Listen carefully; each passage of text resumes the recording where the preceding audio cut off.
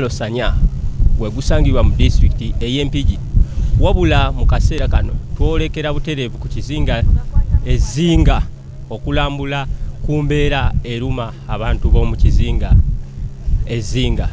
Ebizibu ebimu ebitera okusanga abantu naddala ab'omu bitundu bino eby'ebizinga bwe butaba na kaabuyonjo, ebitundu ebimu obutaba na masomero, okubeera amalwaliro nga gali wala, nga n'abangi bava ezinga nga balina okutambula okufuna obujjanjabi mu bitundu eby'Entebe nga gye basobola okufuna obujjanjabi, wabula ng'omuntu omu kisobola okumutwalira emitwalo 5 ku 6 okulinnya eryato okutuuka Entebe okufuna obujjanjabi. Buli kaseera lambulako ebifo ebimu omanye n'abantu embeera gye basangibwamu. Tereevu ku kizinga ezinga. Spotlight News Media. Tweyongereyo n'olugendo lwaffe okwongera okutegeera abantu b'ezinga biki n'embeera ki gye beeyisaamu. How are you? Uyo beba mali. Beba mali. Beba mali ya. Beba.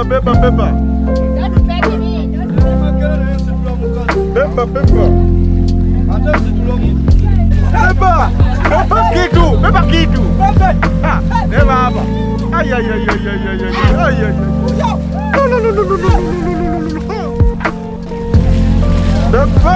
Beba mali.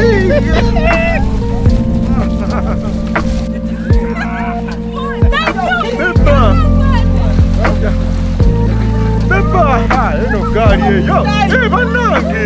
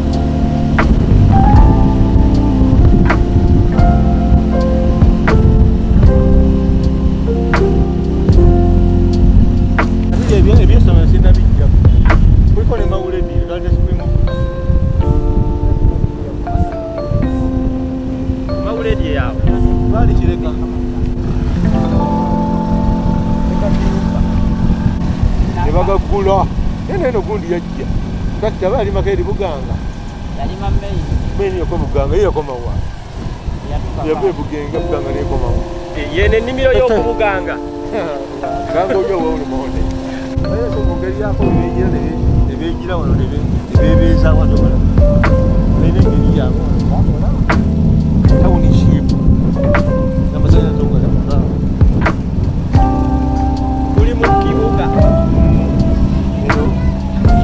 kojo bayo kandi kansa kojo municipality ngira bane mamba yiyo basika biyo biraba onyoma chiza asulayo uzo kuda ononyo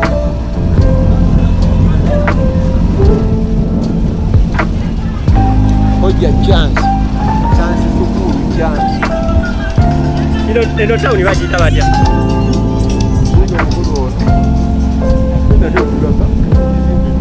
Uya munanga yagiranga abarugwara nguruya ebiriye perese zumva iyo chance school bari classroom eri babe malako gaitano gaitano what is baba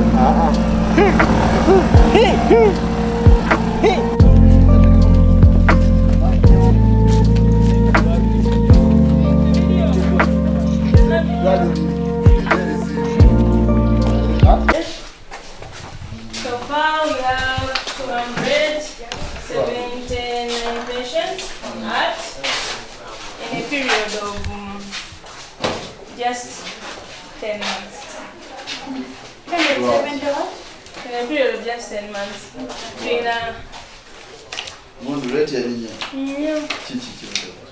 It's the island lifestyle. Yeah, that makes it over here.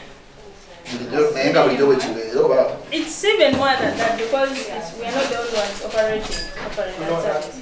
There is another team also which offers the service before we upgrade it. So it has a bigger number than us. So we have another number which does not even come to us, but it goes outside, which is 100 plus. Yeah, so it's hard to find.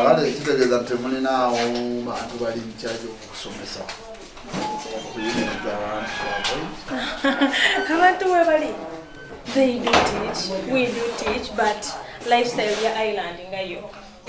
It cannot make HIV to completely kuberanga we are at zero numbers. That's the challenge. Whereby tusanganga nze zijja wano omusajja nanneegomba n'agamba I'm going to the lake just for this lady. Ne bamugamba if you have 5M you can get the lady. Nazikolera nazireta. Kati wesanga the other case would be nzijja ndimpya mu kitundu 5 of them compete for me. If I can offer the service to one of them, I get the money. The second one comes, the third one, yes. So at the end of the day, if one of them is infected, most times they don't even come for testing. They just go, me have given you my money, no using condom. There you go. So at the end of the day, we sang that HIV still continues, even with all the means put in place to help of reducing the transmission. So, magezi chivotu. Getuyenza okukola abantu tutusa lifestyle ne mindset yaba. I think with continuous education. Naye nga effort kyekoleddwa naddala bantu kubaga nti we do the education, but it's supposed. No, not even only here. Tujikola in schools with those abatabo, abatanatugachi. We stage na ya kugenda nti we educate them. Go and then organize. Yes, I go to schools. Go, di. How often do you go organize? I go in different schools. Like Divine is one of the schools, which is in Kapa. I go in His Grace, which is in Balawala. I go to Lakeside, which is in Uganda. Oh, my favorite school, Bishop Kauma. I'm a visitor there every now and then. Even Koja Jazz. Yes. No, that depends on the person. It's not everyone, but most of them.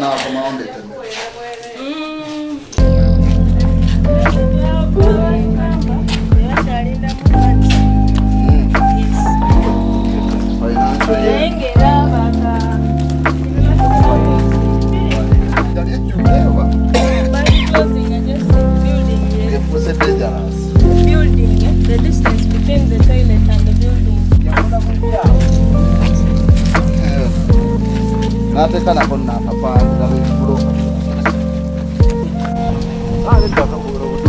Buno buduuka katawo. Balina ku chansi.